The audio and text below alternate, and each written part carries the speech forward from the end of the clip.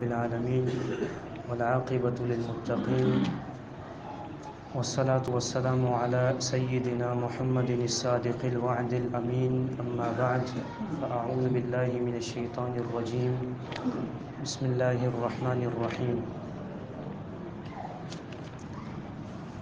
وَاعْلَمُوا اور تم جان لو ان بے شک فیکم تمہارے اندر رسول اللہ کے رسول صلی اللہ علیہ وسلم موجود ہیں. لو یطیعکم اگر وہ بات مانے تمہاری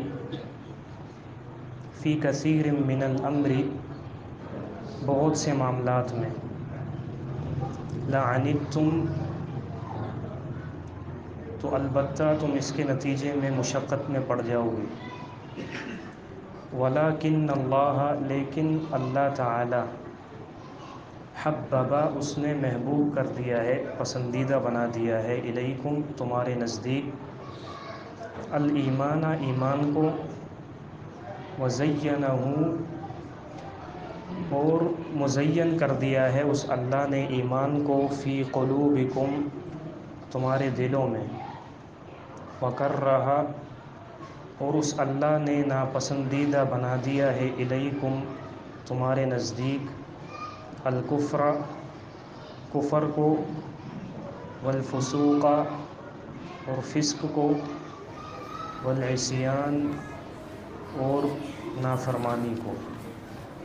اولئک یہ لوگ ہم یہی ہیں الراشدون سمجھدار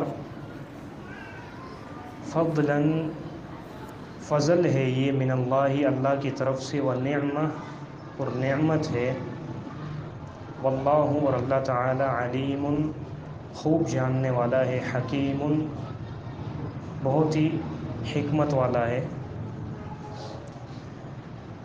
سورہ حجرات کی یہ 7ویں اور 8ویں آیت ہے.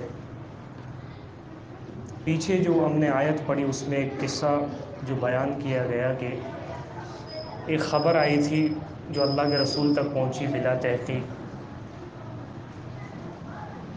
پھر اللہ تعالیٰ نے وہ آیت نازل کی ادب سکھایا کہ بغیر تحقیق کے کوئی بھی خبر سن کر فوری اقدام مت کرو. اللہ کے رسول صلی اللہ علیہ وسلم آیت کے نازل ہونے سے پہلے اصل میں اقدام کرنے والے تھے. جو خبر آئی تھی ولید بن عقبہ کی طرف سے کہ فلاں قبیلے والے مرتد ہو گئے ہیں زکوٰۃ دینے سے انکاری ہو گئے ہیں, تو اللہ کے رسول صلی اللہ علیہ وسلم کو بعض صحابہ کی طرف سے بھی اس بات کا اشارہ نظر آ رہا تھا, صحابہ میں یہ رغبت نظر آ رہی تھی کہ اللہ کے رسول آپ اقدام کریں. لیکن پھر اللہ نے آیت نازل کر دی تو وہ اقدام رک گیا, حملہ نہیں کیا گیا. اب اللہ تعالیٰ صحابہ کو یہ سمجھا رہا ہے, اصل میں ایک اصولی بات اللہ تعالیٰ صحابہ کو صرف نہیں سمجھا رہا, صحابہ کے ذریعے ہمیں بھی سمجھا رہا ہے. وہ کیا بات ہے کہ تم جان لو خبردار ہو جاؤ کہ تمہارے اندر اللہ کے رسول موجود ہیں. اس کا کیا مطلب, صحابہ کو پتہ نہیں تھا کہ ہمارے اندر اللہ کے رسول موجود ہیں. اصل میں محمد صلی اللہ علیہ وسلم کی حیثیت جو تھی رسالت کے اعتبار سے اس کو اللہ تعالیٰ اجاگر کر رہا ہے, کیونکہ نبی علیہ الصلوۃ والسلام انسان تھے. آپ کسی کے کزن تھے, کسی کے بھتیجے تھے, کسی کے داماد تھے, کسی کے سسر تھے. تو کہیں تم یہ نہ سمجھو کہ یار یہ تو چلو ہمارا رشتہ دار ہے, ہم اس کو فلاں کام میں کوئی مشورہ دیں تو یہ کر گزرے. نہیں, اللہ یہ سمجھا رہا ہے کہ یہ رشتہ داری اپنی جگہ پہ یقیناً, کیونکہ اللہ کے رسول انسان ہے, انسان کے رشتہ دار ہوتے ہیں, نسب ہوتا ہے. لیکن وَاعْلَمُوا أَنَّ فِيكُمْ رَسُولَ اللَّهِ ذرا ہوش سے کام لو, یہ بندہ اللہ کا رسول ہے. اس کا کیا مطلب آگے اللہ خود ہی سمجھا رہا ہے.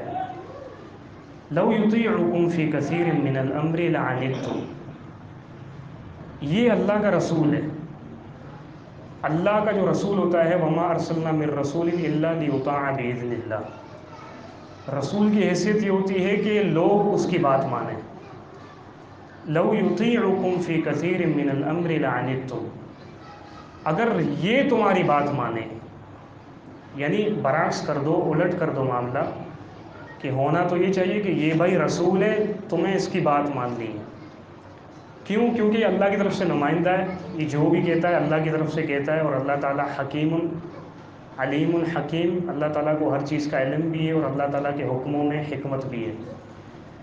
اگر معاملہ یہ ہو جائے کہ یہ رسول تمہاری باتیں ماننا شروع کر دے، تمہیں کوئی معاملہ لگے، کوئی معاملہ درپیش ہو، تمہیں لگے کہ نہیں یار اس معاملے میں اس طرح ہمیں اقدام کرنا چاہیے، تمہاری نظروں میں، تمہاری رائے میں ایک مصلحت ہے، تم رسول کے سامنے پیش کرو کہ اے اللہ کے رسول اس طرح آپ کریں، اور اگر یہ رسول تمہاری رائے کے مطابق، جو تمہیں سمجھ آ رہی ہے بات کہ یہ معاملہ پیش ہوا ہے، اس میں اس طرح اقدام کرنا چاہیے، اگر یہ رسول تمہاری بات ماننا شروع کر دیں تو لعنتم، تم مشقت میں پڑ جاؤ گے، مصیبت میں پڑ جاؤ گے۔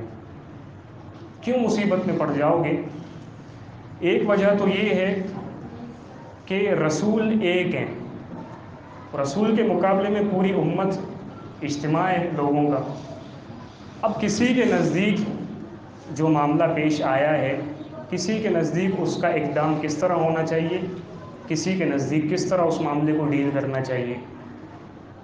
اب جتنی تمہاری تعداد ہے اتنی تمہاری رائے بن جائیں گی۔ اب رسول کس کی بات کو مانے؟ ایک بات یہ، عبداللہ کی بات کو مانے، عبد الرحمن کی بات کو مانے، زید کی بات کو مانے، کس کی بات کو مانے؟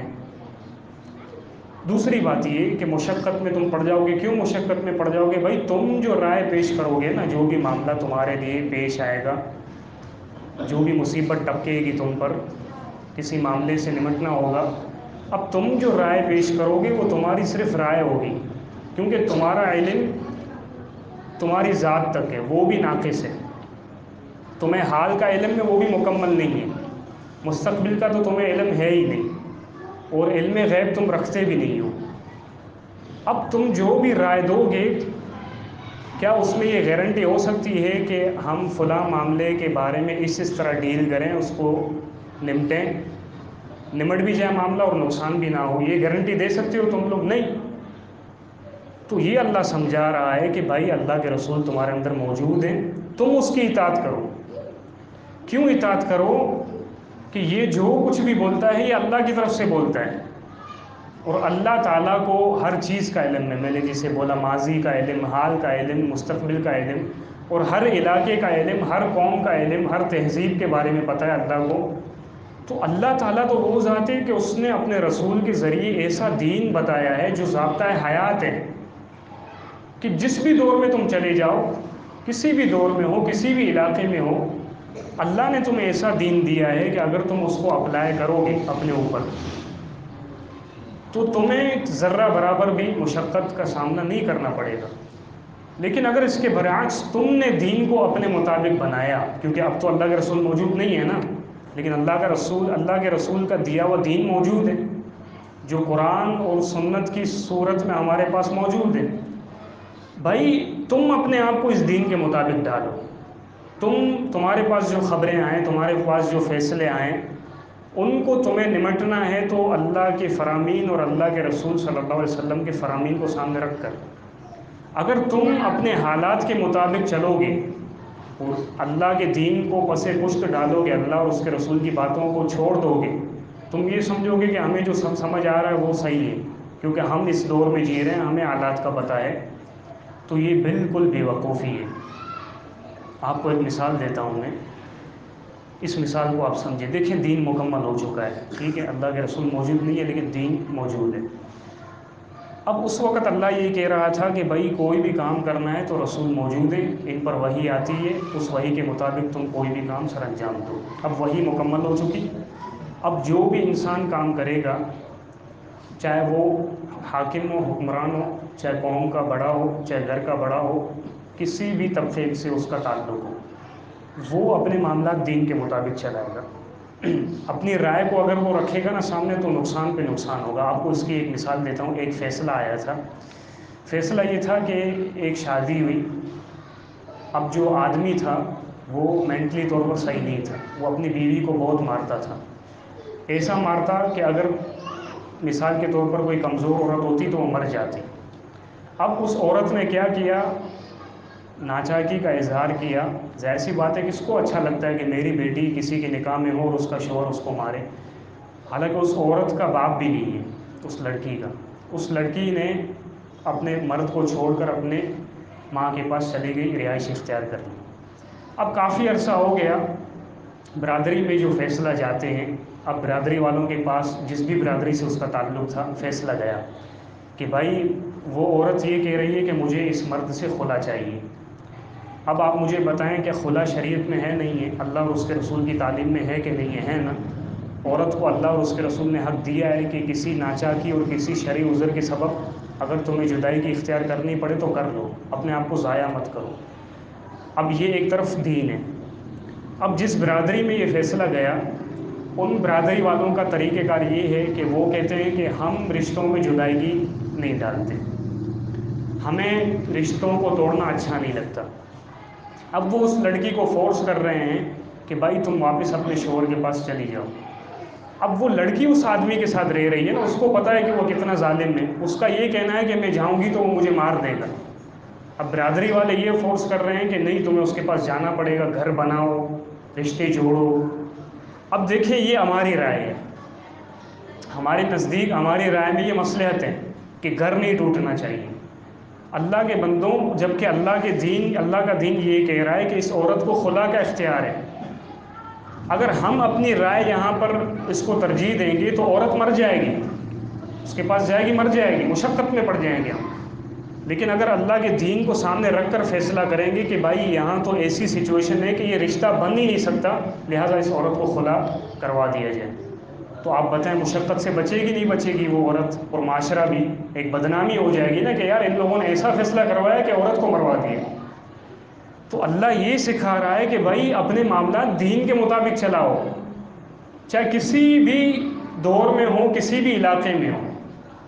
یہی ہمارا مسلمانوں کا ایک المیہ ہے عالمی سطح پر بھی۔ اس میں ایک نقطہ یہ بھی ہے، دیکھیں رسول ایک تھے، اللہ کے رسول بھی تھے اور وقت کے حاکم بھی تھے۔ اس آیت میں اللہ ہمیں یہ بھی سکھا رہا ہے کہ بھائی لو یطیعکم فی کثیر من الامر، اگر رسول جو کہ حاکم وقت ہیں، اگر وہ اپنی رعایا میں سے ہر آدمی کی بات سننا شروع کر دیں، اس کو ماننا شروع کر دیں، تو مصیبت میں پڑ جائے گی جماعت۔ یہ اللہ ہمیں اس میں یہ اشارہ سے دے رہا ہے کہ اصل میں مسلمانوں کی اجتماعیت جو قائم ہوتی ہے نا، وہ ایک حاکم کے نیچے رہ کر ہوتی ہے، جو کہ اصل میں خلافت ہے۔ آپ دیکھیں مسلمان کتنی مصیبت میں ہیں، ہمارے اندر باوجود اس کے کہ ہم ایٹمی طاقت ہیں، وہ بھی ہیں، پتہ نہیں کہ نہیں ہیں، ایٹمی طاقت ہونے کے باوجود نہ ہم کشمیر کے مسلمانوں کو بچا سکتے ہیں، نہ فلسطین کو آزاد کروا سکتے ہیں، نہ شام میں مصیبت زدہ مسلمانوں کو چھڑوا سکتے ہیں، نہیں چھڑوا سکتے۔ کیوں؟ کیونکہ ہم نے اپنا بٹوارا کر دیا ہے۔ پاکستان کا حاکم الگ ہے، ترکی کا الگ ہے، سعودیہ کا الگ ہے، افغانستان الگ ہے، بنگلہ دیش الگ ہے۔ یہ مشقت میں پڑ گئے ہیں اب، کیونکہ یہ تفریق ان کی ہو گئی ہے۔ اللہ یہ کہہ رہا ہے اس آیت میں کہ ایک حاکم ہو، اسی کے نیچے رہ کر رعایا کو اپنے معاملات چلانے چاہیے، یعنی ایک حاکم ہونا ضروری ہے مسلمانوں کی اجتماعیت قائم رکھنے کے لیے۔ اب یہ حاکمیت نہیں ہے، یہ خلافت نہیں ہے۔ اب دیکھیں آپ کتنے مسائل ہو رہے ہیں، ہم کچھ بھی نہیں بگاڑ سکتے، جو ہمارا بگاڑ رہے ہیں نا ان کا ہم کچھ بھی نہیں بگاڑ سکتے، ان کا بال بھی نہیں اکھیڑ سکتے، ہم خراب کر سکتے، کیونکہ ہم نے اپنے آپ کو تفرق میں بانٹا ہوا ہے، تفرق میں پھینکا ہوا ہے، دھکیلا ہوا ہے۔ مجھے یاد آ رہا ہے شاہ صاحب رحمہ اللہ کا ایک درس تھا، اس میں باقاعدہ میں نے یہ بات سنی تھی۔ شاہ صاحب نے کہا کہ لوگ کہتے ہیں کہ خلافت ہوگی تو جہاد ہوگا، میں یہ کہتا ہوں، شاہ صاحب کا یہ قول ہے، میں نے خود سنا ہے۔ لوگ کہتے ہیں کہ خلافت ہوگی تو جہاد ہوگا، میں یہ کہتا ہوں کہ جہاد ہوگا تو خلافت ہوگی۔ لیکن ہم نے اپنے آپ کو ایسا کر دیا ہے کہ بھائی دین کو اپنے مطابق چلاؤ، جہاد کریں گے تو ہم 100 سال پیچھے چلے جائیں گے۔ کس نے تمہیں کہا بھائی؟ تمہارا اللہ جو حکیم ہے، جس کو ہر کام کی حکمت پتہ ہے کہ میں نے جو حکم دیا ہے اس میں حکمت کیا ہے، وہ کہہ رہا ہے کہ جہاد وہ چیز ہے جو ظلم کو ختم کرتی ہے۔ اللہ تعالیٰ کا فرمان ہے وَلَوْلَا دَفْعُ اللَّهِ النَّاسَ بَعْضَهُمْ بِبَعْضٍ فَسَدَتِ الْأَرْضُ، اگر جہاد نہیں ہوگا تو زمین میں فساد ہوگا۔ آپ دیکھیں ہے کہ نہیں ہے؟ اب ہماری رائے کیا ہے کہ جہاد ہوگا، ملک پیچھے چلا جائے گا۔ جبکہ اللہ کیا کہہ رہا ہے کہ جہاد نہیں ہوگا تو زمین میں فساد ہوگا۔ تو اللہ ہمیں یہ سکھا رہا ہے کہ بھائی اپنے آپ کو دین کے مطابق ڈھالو، دین کو اپنے آپ کے مطابق مت چلاؤ۔ آگے اللہ تعالیٰ فرما رہا ہے جو ہوا سو ہوا، تمہارے پاس ایک خبر آئی جو پیچھے واقعہ ہوا، تم نے رسول کو اس خبر کی اطلاع دی، رسول قریب تھا کہ حملہ کر دیتے، لیکن معاملہ کیا ہوا کہ اللہ نے آیت نازل کر دی، وہ معاملہ وہیں پہ رک گیا۔ پھر جب تمہیں یہ پتہ چلا کہ اللہ کی طرف سے یہ حکم نازل ہوا ہے تو تم لوگوں نے بھی اس کو قبول کیا۔ اس کی وجہ کیا تھی کہ وَلَٰكِنَّ اللَّهَ حَبَّبَ إِلَيْكُمُ الْإِيمَانَ، اصل بات یہ ہے کہ تم اللہ اور اس کے رسول کی باتوں کو جو مانتے ہو نا، اس کی وجہ یہ ہے کہ اللہ نے تمہارے دلوں میں ایمان کو محبوب کیا ہے۔ وَزَيَّنَهُ فِي قُلُوبِكُمْ، صرف محبوب نہیں کیا، اس کو مزین کر دیا ہے تمہارے دلوں میں۔ دیکھیں کسی انسان سے جب محبت ہوتی ہے نا تو کبھی کبھی وہ محبت عارضی ہوتی ہے، اس کی محبت میں ہم کبھی کچھ کام کر بیٹھتے ہیں، کبھی نہیں کرتے، لیکن اگر اس کی محبت ہمارے دلوں میں پیوست ہو جائے، مزین ہو جائے، تو ہم کبھی بھی یہ نہیں چاہیں گے کہ میرا محبوب مجھ سے ناراض ہو۔ آپ کو ایک مثال دیتا ہوں، اگر آپ کوئی نئی چیز خرید کر لاتے ہیں نا گھر میں، تو وہ پہلے دنوں میں آپ کو بہت مزین لگتی ہے، اچھی لگتی ہے، لیکن کچھ دنوں کے بعد آپ کو پہلے والی فیلنگ نہیں آتی جو شروع کے دنوں میں آتی ہے۔ لیکن اگر فرض کر لیں کہ جیسے آپ نے کوئی چیز خریدی ہے، پہلے دن جیسے آپ کو اچھی لگتی ہے، اگر ہمیشہ کا ایسا معاملہ ہو تو آپ کا اس سے تعلق کتنا گہرا ہو جائے گا۔ تو یہی اللہ کہہ رہا ہے کہ اللہ نے تمہارے دلوں میں ایمان کو محبوب نہیں کیا بلکہ اس کو پیوست بھی کر دیا ہے، ایسا مزین کر دیا ہے، جوڑ دیا ہے کہ اب تمہیں اللہ اور اس کے رسول کی اطاعت میں ایک مزہ آتا ہے، ایک چاشنی ملتی ہے، ایک روحانیت ملتی ہے۔ وَكَرَّهَ إِلَيْكُمُ الْكُفْرَ وَالْفُسُوقَ وَالْعِصْيَانَ، اور اللہ تعالیٰ نے تمہارے نزدیک، تمہارے دلوں میں کفر، فسق اور عصیان کو ناپسندیدہ قرار دے دیا ہے۔ کفر کا معنی تو واضح ہے، وہ اعمال جو اسلام سے بندے کو خارج کر دیتے ہیں۔ فسوق، اللہ نے تمہارے دلوں میں، یہ صحابہ کی بات ہو رہی ہے، تمہارے دلوں میں بڑے بڑے کبیرہ گناہوں کو بھی ناپسند قرار دے دیا ہے۔ والعصیان، یہاں تک کہ اللہ نے تمہارے دلوں میں چھوٹی چھوٹی نافرمانیاں ہیں ان کی بھی نفرت ڈال دی ہے۔ اسی وجہ سے تم لوگ کیا کرتے ہو کہ اللہ کا رسول جو بھی حکم فرماتا ہے تم بغیر چوں چرا کے اس کو قبول کر لیتے ہو۔ اولئک هم الراشدون، جس کی یہ کیفیت ہو کہ اس کے دل میں ایسا ایمان اللہ محبوب کر دے، مزین کر دے کہ جب بھی وہ اللہ کا کلام سنتا ہے، اللہ کے رسول کی بات اس کو پہنچتی ہے تو فوراً وہ تسلیم کرتا ہے، کسی قسم کی حرج وہ محسوس نہیں کرتا۔ جس کی دل کی یہ کیفیت ہوگی تو اولئک هم الراشدون، یہی لوگ سمجھدار ہیں۔ اب دیکھیں یہ اس فضیلت کے سب سے پہلے مستحق صحابہ کرام تھے۔ ہم الفاظ پہ آتے ہیں، اولئک یہ اسم اشارہ ہے، یعنی کسی چیز کی طرف اشارہ کیا جاتا ہے نا، جس کو اردو میں بھی بولا جاتا ہے، انگریزی میں بھی۔ قریب جو بیٹھا ہوتا ہے اس کے لیے بولتے ہیں یہ، دور بیٹھا ہوتا ہے اس کے لیے بولتے ہیں وہ۔ لیکن ایک انداز ہے، ایک اسلوب ہے جو اردو میں بھی ہوتا ہے، اسی طرح عربی میں بھی ہے۔ مثال کے طور پر میرے پاس بیٹھا ہوا ہے ایاز، یہ میرے قریب ہے، لیکن جب میں اس کی شان بیان کروں گا نا تو میں اس کے لیے وہ لفظ استعمال کروں گا جیسے یہ دور بیٹھا ہوا ہے۔ کس طرح؟ میں کہوں گا کہ ایاز یہ تو وہ آدمی ہے، حالانکہ بیٹھا میرے قریب ہے، یہ تو وہ آدمی ہے جس نے 1 منٹ میں 250 اخروٹ توڑے ہیں، مثال کے طور پر اس کی فضیلت بیان کر رہا ہوں۔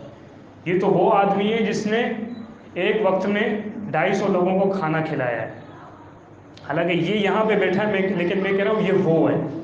تو یہ ایک انداز ہوتا ہے بندے کی فضیلت بیان کرنے کے لیے، منزلت بیان کرنے کے لیے، ایسا لگتا ہے کہ یہ بہت اونچے مقام کو پہنچا ہوا ہے، وہ ہے یہ۔ تو اس طرح اللہ کہہ رہا ہے کہ جن کے دلوں میں اللہ نے ایمان کو محبوب کر دیا ہے کہ وہ اللہ اور اس کے رسول کی باتیں سنتے ہی قبول کرتے ہیں، یہ تو وہ آدمی ہے، ہم الراشدون، جو سمجھدار ہے۔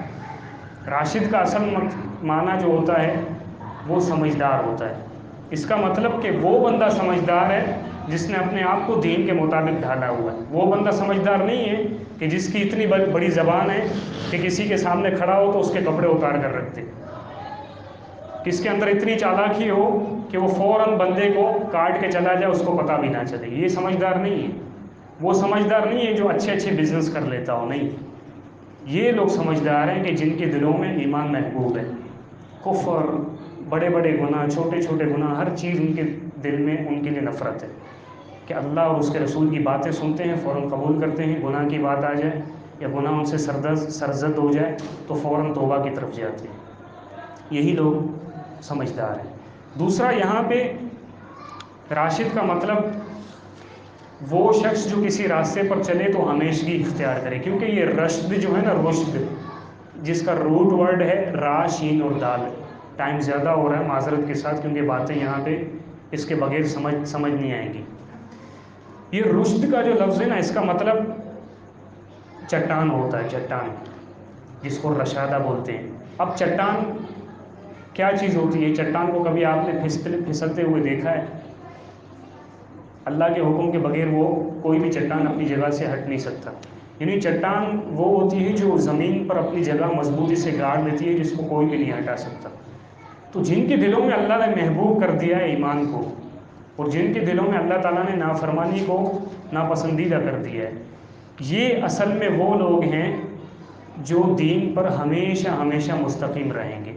اب یہ اصل میں صحابہ کے بارے میں ہے، لیکن شیعہ لوگ کیا کہتے ہیں کہ اللہ کے رسول کے بعد سوائے 3 صحابہ کے سب مرتد ہو گئے تھے۔ اس کا مطلب اللہ تعالیٰ جھوٹ بول رہا ہے۔ اللہ تعالیٰ جو الفاظ استعمال کر رہا ہے کہ یہ صحابہ وہ ہیں جو ہمیشہ استقامت پر رہیں گے، سیدھے راستے پر قائم رہیں گے۔ راشد کا مطلب یہ ہے جو ہمیشہ ایک راستے پر قائم رہے۔ اس کا مطلب نعوذ باللہ اللہ تعالیٰ جھوٹ بول رہا ہے اور یہ لوگ سچے ہیں۔ الراشدون، دوسرا اس میں الف لام استعمال ہوا ہے۔ الف لام کے بہت سارے معنی ہوتے ہیں۔ ایک معنی ہوتا ہے تمام، جیسا کہ سورہ عصر میں ہے ان الانسان لفی خسر، بے شک انسان خسارے میں۔ اب انسان ایک ہے، لیکن وہاں پہ الف لام استعمال ہوا ہے، اس کا مطلب تمام کے تمام انسان۔ لیکن یہاں پہ الف لام کا معنی تمام کا نہیں ہے، یہاں الف لام کا معنی کمال کا ہے۔ یعنی یہ وہ لوگ ہیں کہ جو اللہ اور اس کے رسول کی باتیں سن کر فوراً مانتے ہیں، جن کے دلوں میں ایمان محبوب ہے۔ یہ وہ لوگ ہیں جو مکمل ہدایت یافتہ ہیں، مکمل ہدایت دے دی اللہ تعالیٰ نے ان کو۔ اب ان کو سمجھ میں آ گئی ہے کہ اصل میں زندگی کیسے گزارنی ہے۔ پھر آگے اللہ تعالیٰ نے فرمایا فضلا من اللہ و نعمہ، اصل میں یہ جو چیز ہے نا کہ اللہ اور اس کے رسول کی باتیں سن کر فوراً ان پر عمل کرنا، کسی قسم کی ہچکچاہٹ محسوس نہیں کرنا، اصل میں یہ اللہ تعالیٰ کی طرف سے فضل ہے اور نعمت ہے۔ فضل جو لفظ ہے عربی میں، یہ اضافی چیز کو کہتے ہیں۔ اضافی چیز کیسے؟ مثال کے طور پر آپ 10 روپے کی محنت کریں، لیکن آپ کو آپ کا سیٹھ 20 روپے دے۔ اب 10 روپے کی آپ نے جو محنت کی ہے نا، آپ کو اس میں 10 روپے آپ کی محنت کے دے دی، لیکن اوپر اضافی جو 10 روپے دیے ہیں وہ آپ کی محنت نہیں ہے بلکہ وہ بونس ہے۔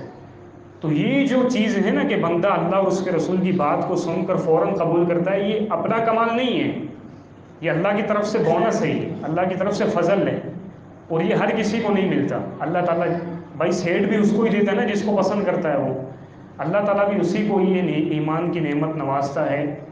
یہ صفت اللہ تعالیٰ اس کو عطا کرتا ہے کہ فوراً اللہ اور اس کے رسول کی بات سنی قبول کر دی، جس کو اللہ تعالیٰ پسند کرتا ہے۔ کیونکہ رسول اللہ صلی اللہ علیہ وسلم کا فرمان ہے مسند احمد میں، ان اللہ یعطی الدنیا من یحب ومن لا یحب، دنیا تو اللہ تعالیٰ ہر کسی کو دے دیتا ہے، جس کو چاہتا ہے جس کو نہیں چاہتا، یعنی جس سے محبت کرتا ہے جس سے محبت نہیں کرتا۔